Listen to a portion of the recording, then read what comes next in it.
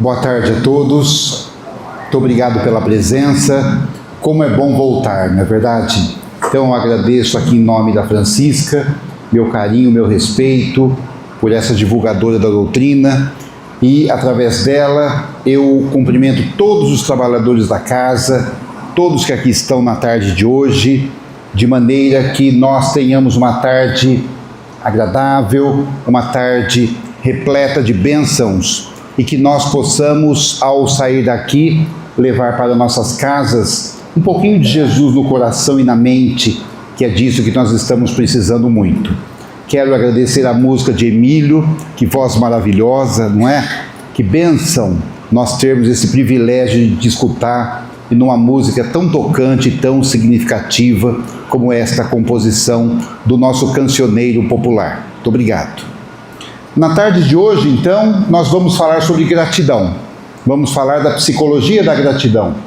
Imaginem vocês que, certa vez, o espírito Joana de Ângeles disse a Divaldo Franco: vamos escrever um novo livro. Meu filho, vamos escrever um novo livro. E ele disse: pois não. Vamos falar do quê? Ela disse da gratidão. E avisou ela: se prepare, porque vai ser um livro grosso. Ele falou: livro grosso? Mas vai falar sobre a gratidão? Há tanto assim a falar de gratidão? Brincou Divaldo. Ele disse: se fosse eu escrevendo, eu não conseguiria escrever meia página. O espírito Joana de Ângeles disse: é porque você não é grato. Se você fosse grato, você escreveria um livro dessa grossura.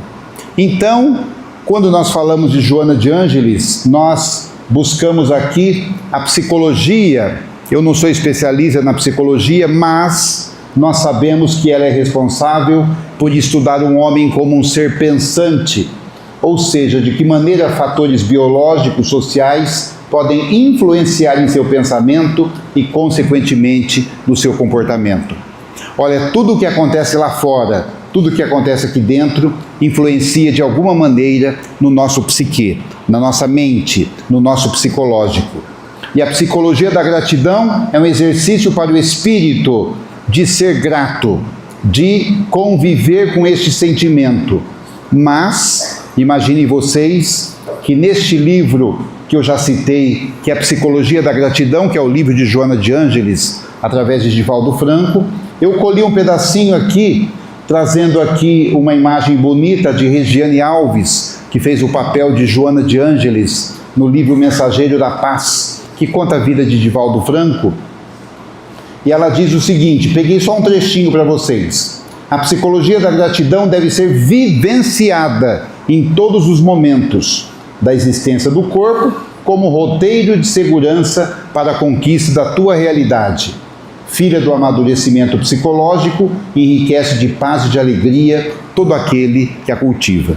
Olha, quem é grato é mais feliz. Porque a gratidão, quando você agradece, quando você desenvolve este sentimento gratulatório, você cria em torno de si um campo mental, um campo fluídico, positivo, que fará muito bem para você e fará muito bem para as pessoas que o cercam.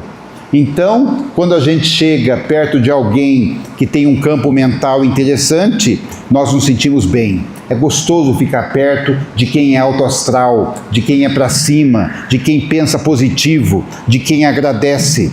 E aí você quer abraçar a pessoa, é muito gostoso, é uma terapia. E é tão difícil chegar perto de pessoas negativas, pessoas que não são gratas. Então, nós entendemos, lendo este livro de Joana de Ângeles, que só consegue desenvolver o sentimento da gratidão quem já vem desenvolvendo outros sentimentos. Então, a pessoa egoísta não é grata, a pessoa muito vaidosa não é grata, a pessoa muito orgulhosa não é grata. Se você é grato, você já está desenvolvendo aqueles vários sentimentos e virtudes bem elencados ali no Evangelho segundo o Espiritismo, trazidos pelo professor Allan Kardec. Mas tem uma coisa interessante, que nós não podemos confundir a gratidão com obrigação e nem com educação, e a gente confunde. Vou dar um exemplo simples para vocês. Quando vocês estão lá na sua casa e você pede um copo de água para o seu marido, e vocês sabem que marido é sempre solícito, não é verdade? Ele vai te trazer o copo de água, ou um filho, ou alguém que esteja ali, e você recebe aquele copo de água, você diz o quê? Obrigado. É gratidão? Não, é obrigação de nós agradecermos quem está nos servindo.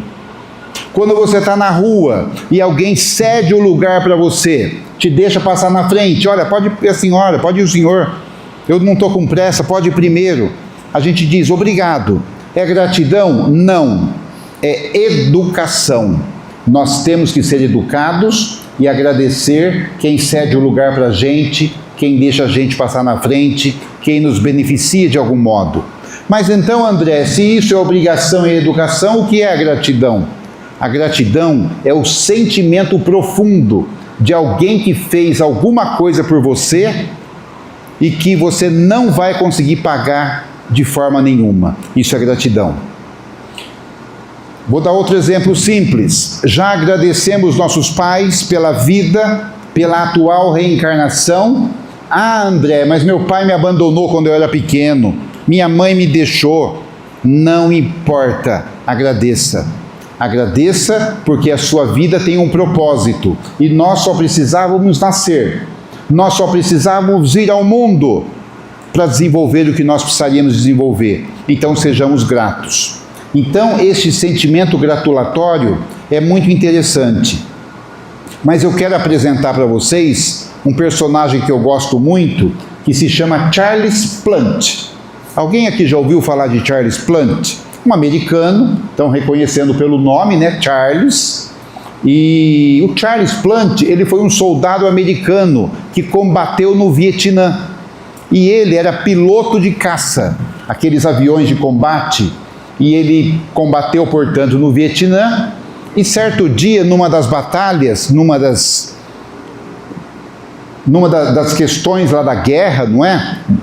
Das batalhas mesmo, o avião dele foi abatido em combate e foi acertado lá o avião, foi atingido por alguma coisa e ele percebeu que o avião cairia, o seu caça, ele ejetou o seu banco e foi para cima, né, saiu voando e caiu de paraquedas e o avião se esborrachou lá embaixo, evidentemente. Quando ele cai de paraquedas, ele foi capturado pelo inimigo, ficou preso algum tempo. Depois, com o final da guerra, ele pôde ser libertado e voltar para a América, a sua terra natal, condecorado como herói de guerra e aposentado com todas as honras militares. E aí o tempo passou e Charles Plant estava na América com a sua família, levando vida normal, quando um dia ele foi num restaurante. E aí, saindo do restaurante, veio uma outra família e um homem o observa e diz para ele: você não é Charles Plant? Ele falou: sou eu. Disse o homem: somos colegas. Ele disse: é mesmo? Sim, nós combatemos juntos no Vietnã. É mesmo? Você era o quê? Piloto de caça? Ele disse: não, eu ficava na base, eu ficava no porta-aviões, de onde você decolava e onde você aterrissava. Disse Charles Plant para o homem: e qual era a sua função? O homem respondeu: era eu quem todos os dias dobrava o seu paraquedas. Charles Plant abriu os braços e disse: meu amigo, minha gratidão a você. Você não salvou a minha vida uma vez, salvou todos os dias. Porque quando eu precisei do seu paraquedas, ele funcionou. Ele estava bem dobrado, estava bem acondicionado para que ele pudesse fazer a função que ele fazia. Então, esta é a história simples de Charles Plant, e eu pergunto a vocês: você já agradeceu quem dobrou seu paraquedas hoje? Porque todos os dias alguém dobra nosso paraquedas, porque nós somos muito frágeis. Gente, para derrubar este organismo que vos fala, não precisa um tiro de canhão, basta um mosquitinho da dengue, já dá um estrago terrível. Olha como nós somos frágeis. Um mosquito que pesa 1,2 gramas, ele derruba. Então, já repito, agradeceu quem dobrou seu paraquedas hoje? A mamãe, o papai, seu filho, sua sogra, seu sogro, um amigo, uma amiga, um vizinho. um colega de trabalho, porque se alguém não dobrasse o nosso paraquedas no dia a dia, nós já teríamos nos esborrachado há muito tempo. Então, eu não sei se dá para perceber, mas esta é a psicologia da gratidão. Quando nós somos gratos, aquilo vai e aquilo volta, sem sombra de dúvidas. Olhando essa imagem colhida na internet, nós vemos aqui um médico simpático. E já que nós estamos na América hoje, nós vamos lembrando de uma outra história aqui muito interessante, de um garoto pequeno, 8, 9 anos, negro, com o rosto encovado pela fome, e aquele dia ele tinha muita fome, e resolveu bater na porta de alguém. Bateu na porta de uma casa, aquelas casas americanas que não tem muro, sabe como que é? E aí ele bateu na porta para pedir algo para comer, porque o estômago dele já não aguentava mais. E aí abriu a porta uma senhora simpática e disse, pois não, ele não tinha o costume de pedir nada a ninguém. E ficou com vergonha de pedir um prato de comida, um pão, alguma coisa. E ele disse para ela, a senhora não teria um copo de água? Aquela senhora sensível, vendo aquela criança com a fome, pálido, disse para o garoto, vamos fazer o seguinte, ao invés de um copo de água, você não aceitaria um copo de leite? Ele disse, eu aceito. Então aguarde aí. Ele sentou assim na soleira da porta, ela foi lá, pegou um copo de leite, alguns biscoitos, e ele foi tomando aquele leite, e conta ele que enquanto ele sorvia aquela bebida maravilhosa, aquele leite ia agasalhando o seu estômago, como se fosse o néctar dos deuses, ia tirando a fome, ia tirando aquela dor dada pela fome. E aí então, ele olhou nos olhos dela e disse, muito obrigado, toda a gratidão por este momento, eu nunca vou me esquecer desse momento. E realmente ele nunca esqueceu, porque o tempo passou, 30 anos quase, e essa senhora que à época tinha 50 e poucos anos, agora, depois de 30 e tantos anos, já era uma octogenária. E aí então, vem uma doença para ela, uma doença rara, uma doença de difícil diagnóstico, e ela percorria médicos, vendia os seus bens para consultar especialistas, e a gente sabe como é que é a medicina nos Estados Unidos, e ela vem daqui, vem de lá, e ninguém descobriu o que ela tinha, quando alguém disse, olha, tem um médico numa pequena cidade do interior, que ele tem uma clínica, e ele está estudando casos exatamente igual ao seu. Ela vendeu o restinho das coisas que ela tinha e foi para essa clínica, distante, numa cidade distante de onde ela morava, nos Estados Unidos. Chegando lá, ela recebeu a melhor das acolhidas, era uma clínica particular, e aí então, o médico a atendeu, como se fosse a sua mãe. Deu o melhor tratamento, internou, ao final de 15 dias, depois de todos os exames, ele já tinha um diagnóstico para a doença, e ela já estava sendo tratada, com as dores amenizadas, e em 15 dias ela teve alta, e ela teve que passar na tesouraria, porque assim funciona lá, né? Você tem a alta, aí você passa na tesouraria para receber o famoso envelope com a conta. Se você não tiver dinheiro para pagar, não tem problema nenhum, você fica devendo para o governo, e vai pagando em suaves prestações como se fosse um imposto. E aí então, ela foi até a tesouraria, já melhor de saúde, já em restabelecimento, a doença era crônica, mas tinha os cuidados paliativos, ela pega aquele envelope com as mãos trêmulas, porque ali estava a conta, e devia ser uma conta muito salgada, porque a clínica era particular, muito chique, e o tratamento foi dos melhores. E qual a surpresa desta senhora? Quando ela abre aquele envelope, não tem conta nenhuma, tem apenas uma folha de papel, escrita com a própria letra do médico.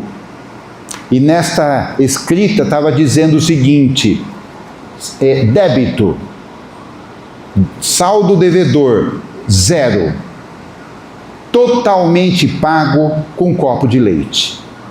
Totalmente pago com um copo de leite. Então, este é o sentimento gratulatório.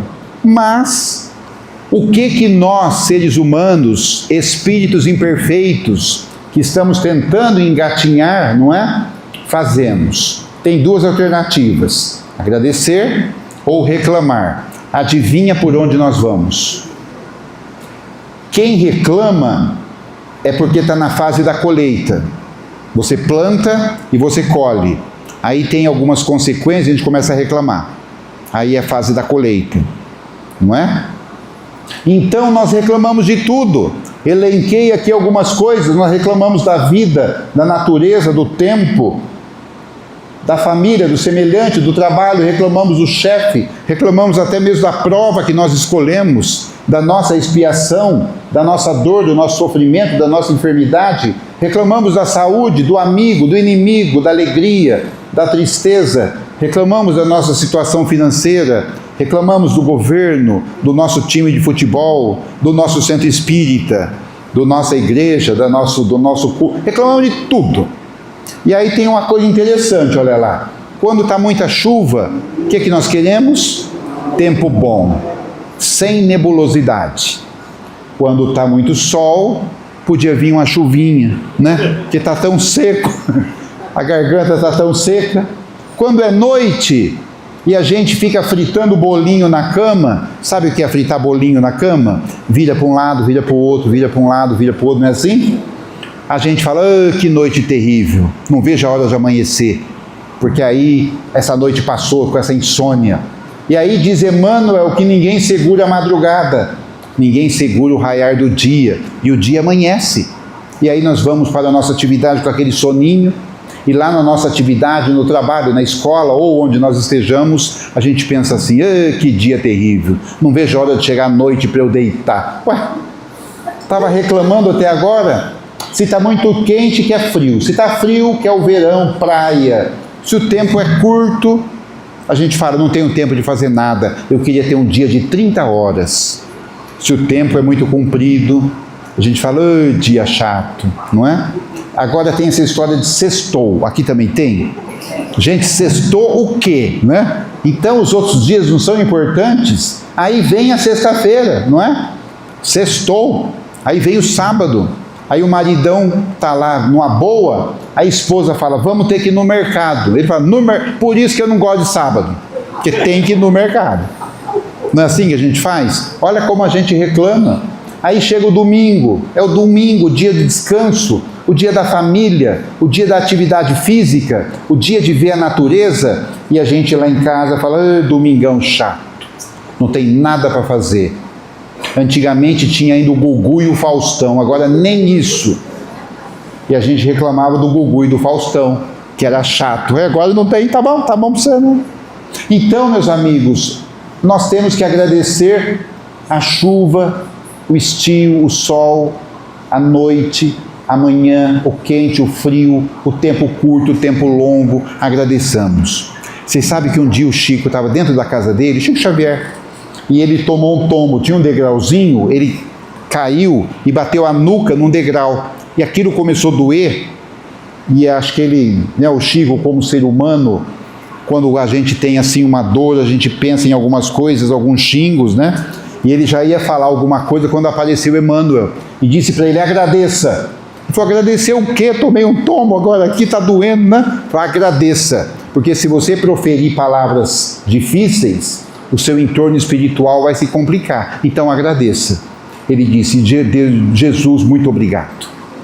Quando você agradece, você cria no seu entorno realmente uma psicosfera muito interessante para você. Olha, esse aqui é o Dr. Ivo Pitangui. A gente sabe da carinha dele, um médico famoso que esteve entre nós, já desencarnado, e um filântropo, né? Ele vivia pelo mundo operando crianças com faces, com defeitos de face, não é? E outros. E aí um dia, por que ele está aqui? Porque eu queria contar uma história para vocês, que quando eu ouvi essa história, calou fundo. Porque Dr. Ivo Pitangui, essa sumidade que nós conhecemos, muito ocupado sempre, né? E uma vez ele operou um garoto, e o garoto tinha um problema muito sério, ele operou na clínica, no hospital dele lá, de graça. E a mãe desse garoto não tinha como agradecer esse médico. E aí um dia, ela esperou ele na porta da clínica, porque era muito difícil falar com ele, marcar com ele, ela esperou na porta da clínica, porque sabia que ali ele descia do carro para entrar. E ela ficou ali aguardando. Quando ele desceu do carro, Ela disse: doutor Ivo, 1 minuto, por favor. Ele parou, virou para a senhora e falou: pois não? Ela falou: doutor Ivo, o senhor operou meu filho. Eu queria agradecer. Ele falou: não precisa. Ela falou: mas eu quero agradecer. Eu não tenho como pagar o senhor por isso. Ele falou: minha filha já está pago, mas eu queria te dar um presente, se o senhor aceitar, como meu reconhecimento. Ele falou: pois não. Ela entregou um presentinho, uma caixinha assim. Sabe aquela caixinha embrulhada num papel de segunda mão? Aquele papel que a gente guarda embaixo do colchão. Lembra que guardava o papel do presente embaixo do colchão? Aí você tira todo amassadinho, você embrulha de novo, né? Faz ali um remendo. Quem já não fez isso, na é verdade? E aí então, ela com aquele papelzinho todo amassadinho naquela caixinha. E quando a gente é famoso, como o Dr. Ivo Pitangui, é uma sumidade, e você recebe um presente, o que você faz? Pega para alguém, ó, guarda para mim. Não faz assim? Guarda para mim, não é? Para a secretária, para o assessor, para o empregado, sei lá. Ele não. Ele pegou aquela caixinha na calçada ainda, rasgou o papel. Sabe o que era o presente? Uma caixinha de lenço. Aquela caixinha que vem 3 lencinhos, mas não era o lenço presidente não, que é um lenço chique. Era um lenço mais simplesinho. E aí o que ele fez? Ele abriu a caixinha de lenço, tirou um dos lencinhos, enxugou o suor da testa assim, botou o lenço no bolso do paletó, assim para fora, e disse para ela: muito obrigado. E entrou. Isso é gratidão. Perceberam como é que é? A gratidão que vai dela para ele e dele que vai para ela. Então, a gratidão realmente é uma via de mão dupla, esse sentimento gratulatório, que é um sentimento profundo, um sentimento que você não sabe o que você agradece na verdade, mas que você precisa agradecer. Essa foto é muito interessante de Chico Xavier, porque ele fazia o famoso beijamão, né? O pessoal vinha na fila, a pessoa beijava a mão dele e ele beijava a mão das pessoas. E certa feita, Adelino Silveira, amigo do Chico, escreveu vários livros sobre o Chico, conviveu com ele ali em Uberaba há muitos anos. Adelino Silveira, vai lá no YouTube, vocês vão ver algumas palestras do Adelino, até hoje falando sobre Chico Xavier. E aí então, Adelino está ali a 2 metros do Chico, aquela fila de 2, 3 mil pessoas, e o Chico beijando a mão das pessoas, pegando na mão de cada um, beijando, e o Adelino olhando assim contra o sol, ele percebe que os lábios do Chico estavam quase para rachar, de tanto que ele, porque não era um beijinho, ele beijava com vontade, com garra, com força. E aí teve uma hora que o Chico parou, segurou a mão de uma senhora, virou para o Adelino, que estava ali a 2 metros dele, e falou: Adelino, o que essas pessoas vêm fazer aqui? Eu não tenho nada para oferecer para elas. Aí o Adelino pensou: puxa vida, o que eu vou responder para esse homem? O que as pessoas vêm fazer aqui? Porque a gente ia lá no Chico, você apertava, o que você ia fazer lá? Nada. Você apertava a mão dele e ia embora. A gente falava que a gente ia tomar um banho de Chico, um banho daquela psicosfera espiritual. E aí a pessoa pergunta: o que vem fazer aqui? Aí o Adelino respondeu para ele: Chico, eu estou achando que essas pessoas vêm aqui porque elas estão com saudade de Jesus. Então elas vêm até aqui. Aí o Adelino perguntou: posso te perguntar, Chico, por que é que você beija a mão das pessoas?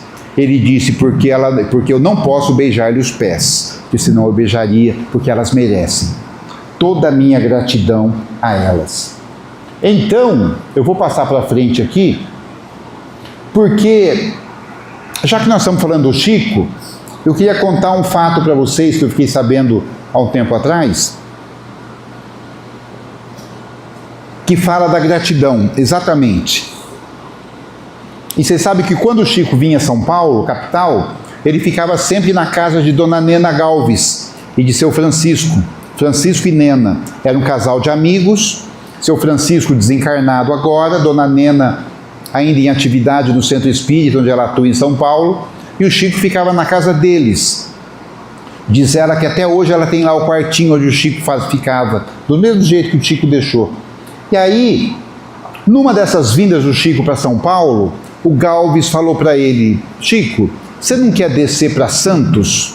Porque agora eu comprei uma casinha lá em Santos. Então você fica lá essa semana, você aproveita a descansar.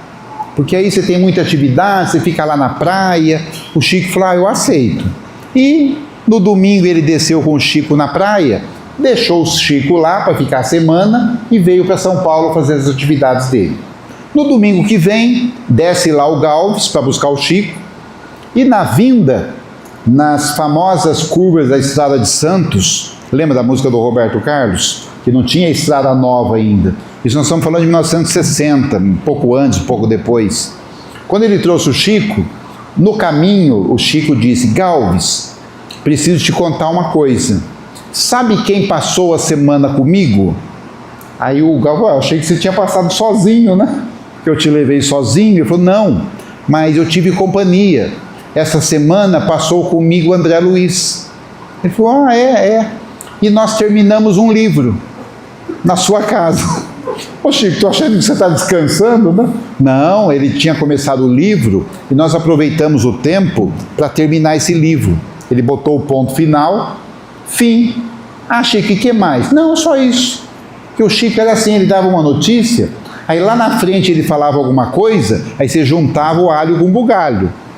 Aí chegaram em casa, lá em São Paulo, teve lá o jantar, o chazinho. Aí quando foi 11 horas da noite, veja que nós estamos refletindo sobre a gratidão. Quando foi lá para as 11 da noite, São Paulo, o Chico falou, Galves, eu estou precisando pedir uma coisa para você, mas eu estou com vergonha. Igual, pelo amor de Deus, Chico, pede, o que foi? Está precisando de alguma coisa? Não, sabe o que é? É que eu precisava ir num lugar. Ele falou, mas que lugar? Então, você conhece o bairro Morumbi, aqui em São Paulo? Ele falou, conheço, é longe, né? Bem longe. E em 1960, o bairro Morumbi não é o bairro Morumbi que nós conhecemos hoje em São Paulo. Na época era só zona rural, eram chácaras, né? Córregos. E aí, mas, ô Chico, mas você vai fazer o que no Morumbi? Não, eu precisava ir lá. Mas você tem um endereço? Ele falou, não tenho, mas chegando lá, eu sei chegar no local. Coisas de Chico Xavier. Ah, então vamos. Pegou o carro. Vai saber que carro que o Galves tinha em 1960, né? Não sei que carro era. Aí foram, 11 horas da noite, foram para o Morumbi. Chegaram lá 00:30, quase 1 da manhã, porque era longe.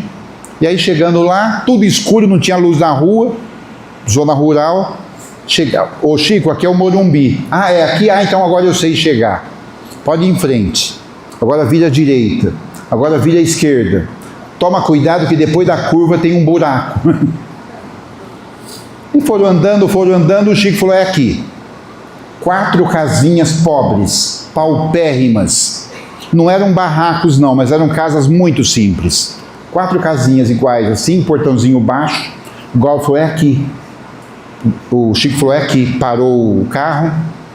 Ô Galves, pode ficar aqui que eu já venho. Aí o Galves ficou dentro do carro, o Chico desceu, foi na frente do segundo portãozinho. Aí o Galves está achando que ele ia bater na porta e entregar alguma coisa, ou ia chamar alguém. Nada.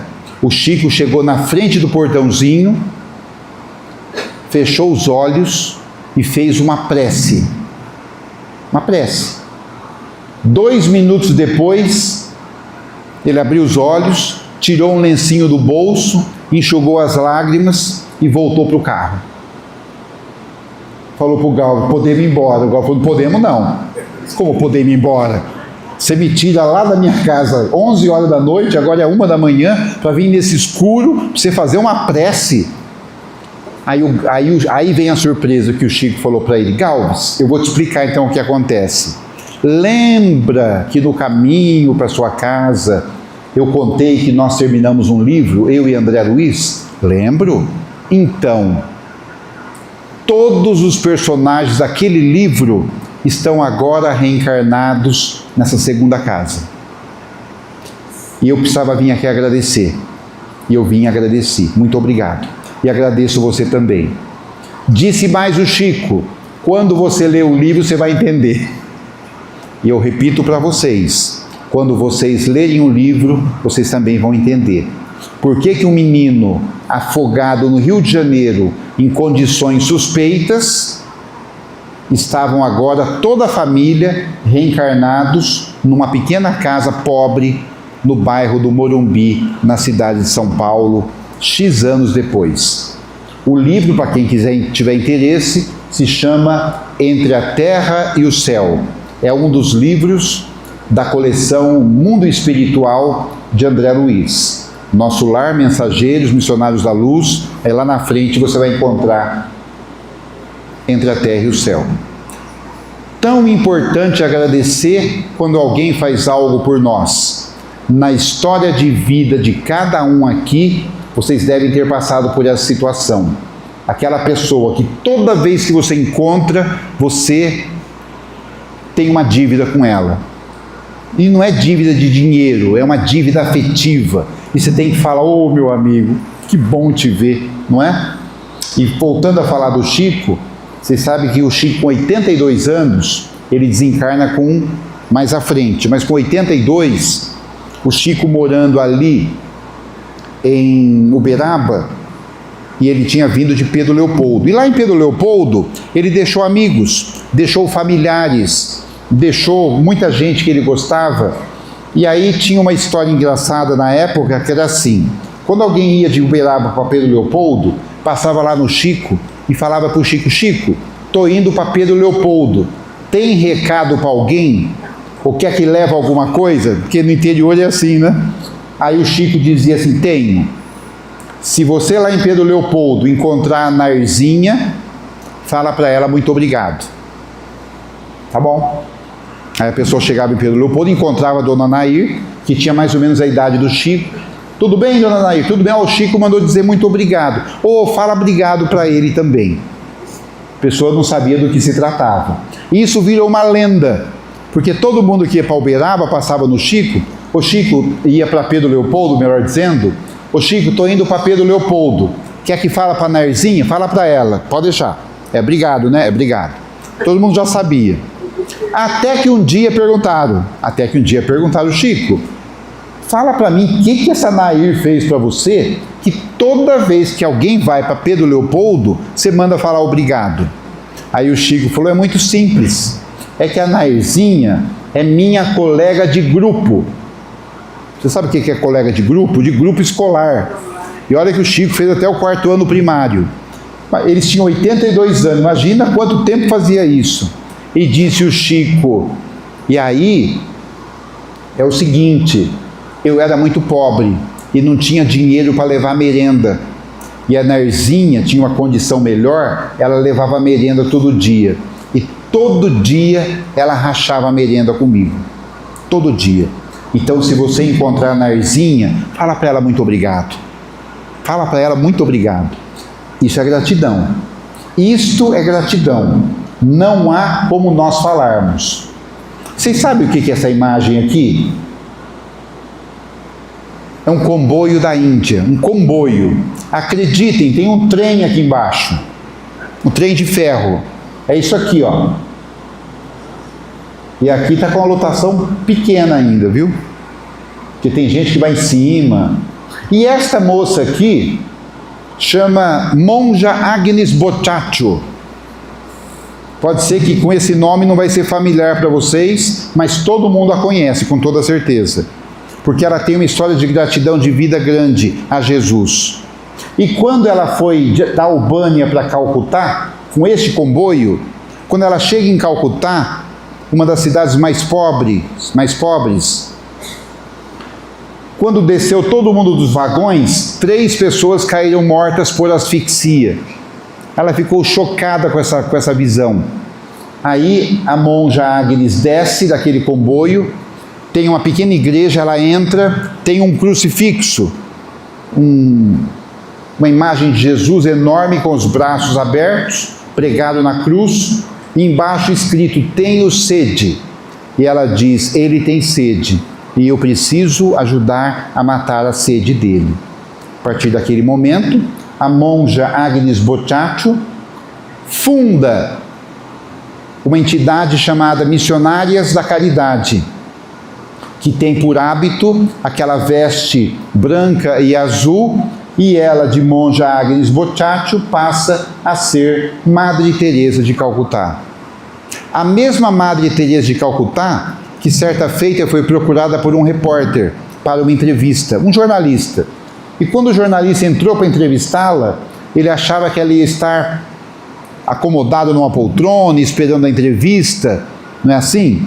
E qual não foi a surpresa dele quando ele entrou e Madre Teresa estava ajoelhada aos pés de um doente, o doente com os 2 pés dentro de uma bacia de água quente, e ela lavava com as próprias mãos, com sabão, aquelas pústulas, pus e sangue dos pés do doente.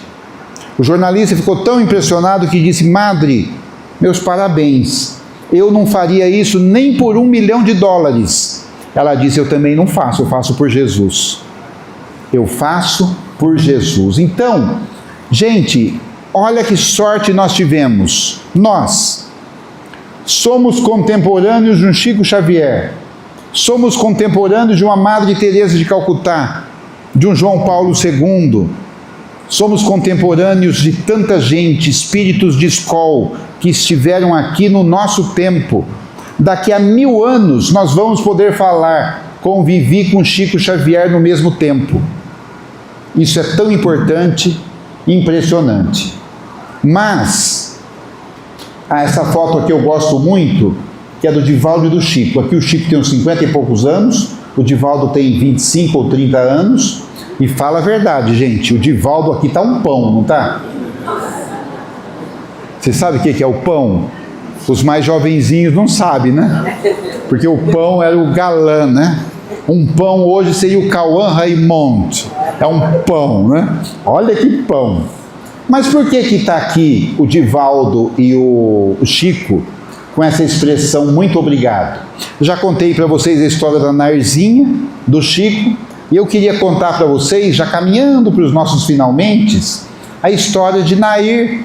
Olha que coincidência também. Nair, mesmo nome, se passado com Divaldo, e que mostra essa história de gratidão assim na sua mais profunda expressão.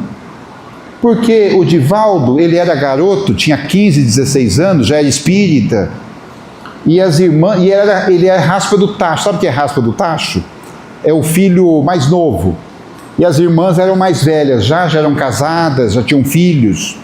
E o Divaldo conta que uma das irmãs dele chamava Nair, uma das irmãs que ele tinha maior afeição. E Nair teve um problema muito sério no casamento.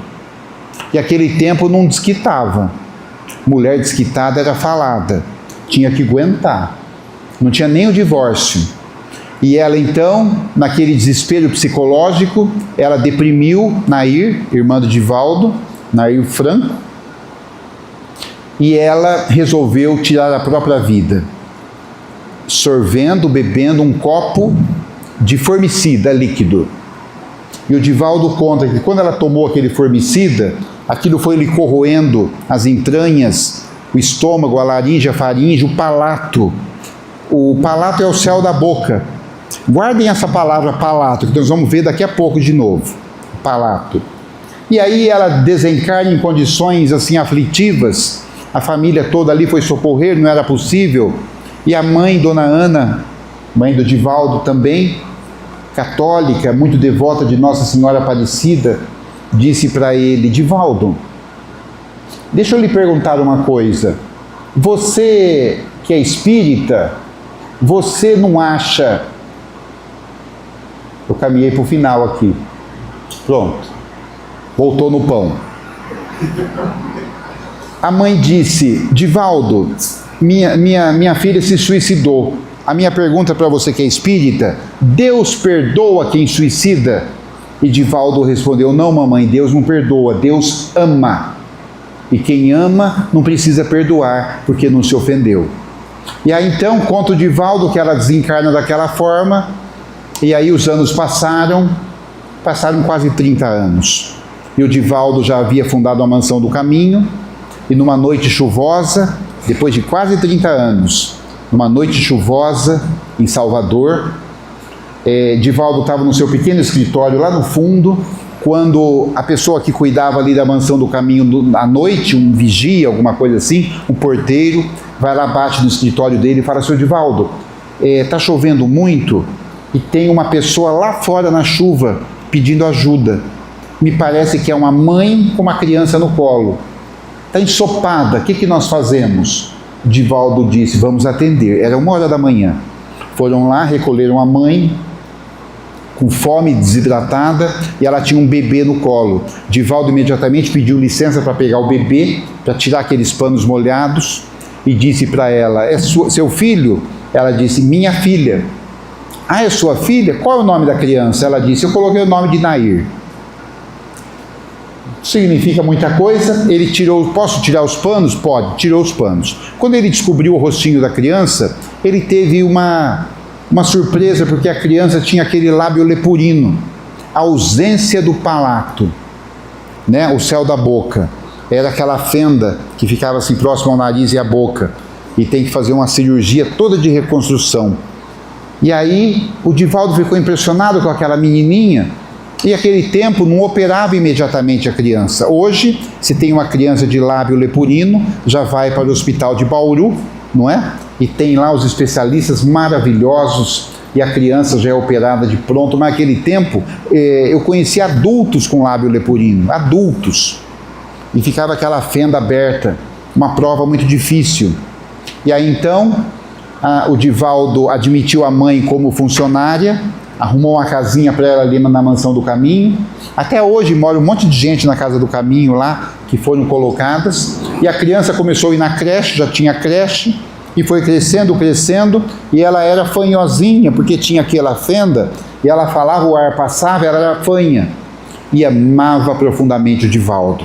Era uma afeição, um carinho, como se fosse um pai, um irmão, um amigo, 5, 6 anos. E aí um dia, o Divaldo está andando lá pela Mansão do Caminho, quando lá tem assim uma creche com janelões grandes, e tem uma rua que não entra carro, é só para pedestres. E o Divaldo passando ali naquela rua, a pequena Nair sai na janela, e fanhosinha ela grita assim para ele, Di, ô Di! Ele para, porque Di era o apelido de infância dele. Ninguém mais chamava ele de Di. Quem chamava era a mãe, as irmãs. Depois se perdeu o costume. E aí ele foi até lá, a menina, Di, vem aqui. Aí ela, o que você quer? Ela falou, ô Di, você não está me conhecendo não? Ele falou, claro que eu estou te conhecendo. Você é a Nairzinha, filha da dona fulana, que mora aqui conosco, trabalha aqui conosco. Ela falou, não Di, você não está me conhecendo. Eu voltei. E aí, diz o Divaldo, que nessa encarnação da Nair, ela permaneceu por 9 anos apenas. Ela tinha um problema brônquico, um problema pneumônico de pulmão, que dificultava muito a vida dela. E com 9 anos ela teve uma broncopneumonia severa e acabou desencarnando. Meses depois, Divaldo estava no mesmo escritorinho lá no fundo, quando ele percebe a chegada de um espírito radiante de luz, um espírito que iluminava o ambiente. Era uma moça linda, sorridente, aqueles cachos no cabelo. E ela chegou, pegou nas mãos deles e falou, Di, eu vim te agradecer. Toda a minha gratidão por você. Porque ficou faltando 9 anos na minha última encarnação que eu tirei minha própria vida. 9 anos. E você me deu a possibilidade de resgatar esses 9 anos. Então, muito obrigado. Então, meus amigos, é isso. Se você pegar hoje uma palestra do Divaldo, e ele deixou um material muito bom na internet para nós, que sorte nós temos, né? Pega qualquer palestra dele, qualquer. Vai lá no final, quando ele está terminando, e ele tem um poema da Amélia Rodrigues, Espírito Amélia Rodrigues, que fala sobre a gratidão, que eu vou passar aqui alguns trechos para vocês. É interessante que o Divaldo falava isso de cor, e a cada palestra ele falava de forma diferente, na sua livre interpretação.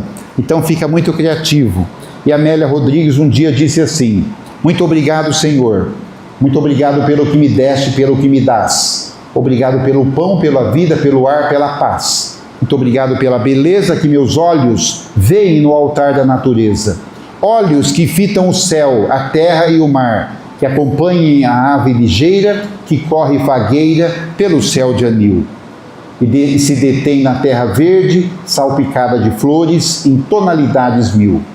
Muito obrigado, Senhor, porque eu posso ver, meu amor, mas, diante da minha visão, eu detecto cegos guiando na escuridão, que tropeçam na multidão, que choram na solidão. Por eles eu oro e a ti imploro comiseração, porque eu sei que depois dessa lida, na outra vida, eles também enxergarão. Muito obrigado, Senhor, pelos meus ouvidos que me foram dados por Deus. Ouvidos que ouvem o tamborilar da chuva no teleiro, a melodia no vento, nos ramos do olmeiro, as lágrimas que vertem os olhos do mundo inteiro. Ouvidos que ouvem a música do povo que desce do morro na praça cantar, a melodia dos imortais que se ouve uma vez e ninguém a esquece nunca mais. A voz melodiosa, canora, melancólica do boiadeiro e a dor que geme e que chora no coração do mundo inteiro. Pela minha alegria de ouvir, pelos surdos eu te quero pedir, porque eu sei que depois desta dor, no teu reino de amor, voltarão a sentir e a ouvir. Obrigado, Senhor, pelas minhas mãos, mas também pelas mãos que aram, que semeiam, que agasalham, mãos de ternura que libertam da amargura, mãos que apertam mãos de caridade, de solidariedade, mãos dos adeuses que ficam feridas, mãos que enxugam lágrimas e dores sofridas. Essa parte eu acho bela. Mãos pelas mãos das sinfonias, de poesias, de cirurgias, de psicografias.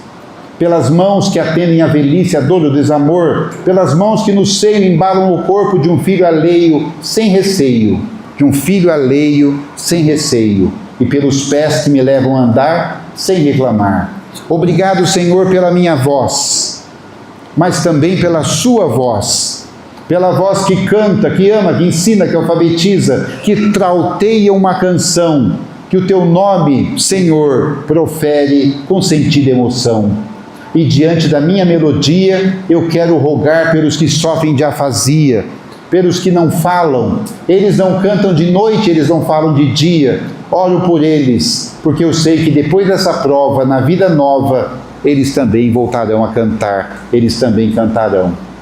Obrigado, Senhor, porque posso me movimentar. E diante do meu corpo perfeito, eu quero te rogar, porque eu vejo na terra aleijados, amputados, decepados, paralisados, que se não podem movimentar. Eu oro por eles porque eu sei que depois dessa expiação, na outra reencarnação, eles também bailarão. Obrigado por fim pelo meu lar, pela minha casa. É tão maravilhoso ter um lar. Não é importante se este lar é uma mansão, uma favela, uma tapera, um ninho, um gravato de dor, um bangalô, uma casa do caminho, ou seja lá o que for. Que dentro deste lar exista a figura de amor, de mãe, de pai, de mulher, de marido, de filho ou de irmão. Que dentro deste lar tenha a presença de um amigo, preste atenção, a companhia de um cão, alguém que nos dê a mão. Mas, se eu a ninguém tiver para me amar, nem um teto para me agasalhar, nem uma cama para me deitar, nem aí reclamarei. Pelo contrário, eu te direi: obrigado, Senhor, porque eu nasci. Obrigado, porque creio em Ti. Pelo Teu amor, obrigado, Senhor. Obrigado a todos vocês. Muito obrigado. Boa tarde a todos. Obrigado. Só uma coisinha, Francisca, antes de entregar a palavra, posso falar dos livros? Para quem quiser, nós temos ali alguns volumes, livros, e eu sempre trago os meus livros. Quem se interessar pela literatura baseada nas obras espíritas e na autoajuda, nós temos aqui um livro que eu gosto muito, que é O Braço Gigante. Ele fala de afetividade, ele fala de abraço terapia. Acho que eu já trouxe esse livro aqui em algum momento, ele está sendo reeditado. Temos também Quando o Coração Fala Mais Alto, que é um livro que fala sobre Jesus. É um livro que fala sobre este convite que ele faz para que a gente o siga. E nós temos aqui duas biografias. A primeira biografia, para quem já leu o livro Voltei, de Chico Xavier, temos aqui a biografia de Frederico Figner, que é o irmão Jacó, da obra Voltei. Quem tiver interesse, é uma biografia que nós fizemos há algum tempo. E este livro, que é um livro afetivo, ele se chama Paizinho. É um filântropo do norte do Paraná, que fez numa rua só um complexo de obras de caridade. Ele construiu na mesma rua um centro espírita, 2 lares infantil, um para menino, um para menino, um albergue noturno, um asilo para idosos, e ele se chama Vicente. Por acaso, ele é meu avô materno, porque minha mãe é oriunda de orfanato, e como era lar de meninos, não tinha onde colocar as meninas. Aí ele acabou adotando 3 meninas, minha mãe e mais 2. Aí ele falou para a esposa dele, está na hora de fazer um lar de meninas, que chegarão outras meninas, e chegaram, né? Várias meninas. Quem quiser conhecer, está ali. E tem uma novidade, não precisa pagar nada agora. É só passar ali, fotografa o número do Pix, e aí você faz o Pix depois, né? Você pode fazer amanhã, pode fazer no 13º, pode fazer na licença prêmio. Fazendo nessa reencarnação é o quanto importa, não é? Aí outro dia, Francisca, alguém me perguntou assim, mas eu faço o Pix, mando o comprovante para quem? Falei, para ninguém. Mas se eu não pagar? Falei, aí não vou nem saber. Então tá bom. Aí eu só lembrei a pessoa, que no umbral tem várias pessoas que não fizeram o Pix, né? Aí fica por conta. Meus amigos, muito obrigado, boa noite, até uma próxima oportunidade. Obrigado.